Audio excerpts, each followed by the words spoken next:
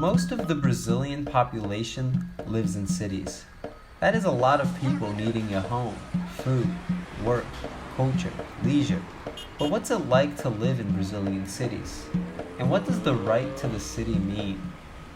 Access to decent housing, adequate food, health, employment and income, cultural opportunities, quality public transport, all this is part of our right to the city, which also involves the right to participate. The collective power to transform the city, to make it fairer and truly democratic. Unfortunately, serious problems prevent us from fully exercising our right to the city, and these are linked to the violent historical formation of Brazilian cities.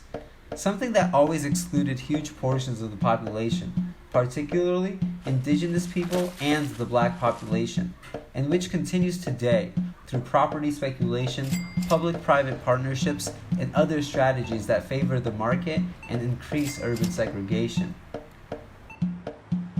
Land and housing are treated as commodities in our society, and people who can't afford to buy a plot of land or a house end up with nowhere to live, living off favors, spending a good portion of their family income on rent, or occupying empty buildings or land with no social function. Although it is backed by the Constitution and several instruments of law, for most of the population, the right to housing remains far from a reality.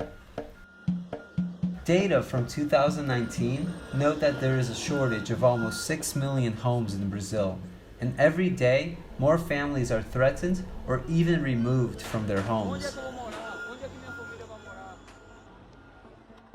On the other hand, there are thousands of empty properties. Such injustice, right? So many people without a home and so many empty houses. The right to housing is linked to many other rights. During the COVID-19 pandemic, for example, the direct relationship between the right to housing and the right to health has become very clear. Look at this. One of the health protection guidelines in the pandemic is stay at home. But how can you stay at home when there's no water, sanitation, electricity, internet, or even food? How can you stay at home when the house is also the locus of violence against women and children? Or when your home is very small and your family is very large? Or when there's no ventilation, lighting, or privacy? In other words, without decent housing, without public policies in the territories, and without the basic conditions to guarantee a family's livelihood, for most people staying at home is very hard. Not to mention the street population, which in Brazil means 222,000 people. Now imagine if, on top of everything else, you were evicted from your home. In themselves, removals and evictions involve significant violence, but removal during a health crisis becomes an attack on people's lives. According to data from the Zero Evictions Campaign, by June 2021, approximately 14,000 families in Brazil had been removed during the pandemic, while 84,000 families remain under threat of removal. This alarming number mainly impacts on black families and those headed by women. In other words, evictions exacerbate racial and gender injustice in the cities and expose many more women and black people to the risk of COVID-19 infection. That's why, despite the difficulties caused by the pandemic, it's so important to maintain organization and mobilization for the defense of the right to housing and to the city, just like the Zero Evictions Campaign.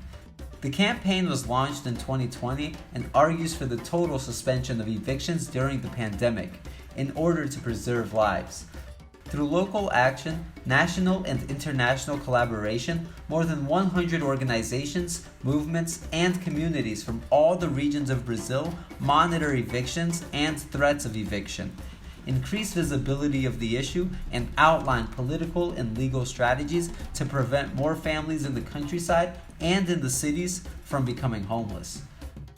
Through all this activity, more than 30 eviction actions have been suspended. The Zero Evictions Campaign is only one of the thousands of initiatives to defend the right to housing in Brazil, which have very diverse strategies for the struggle.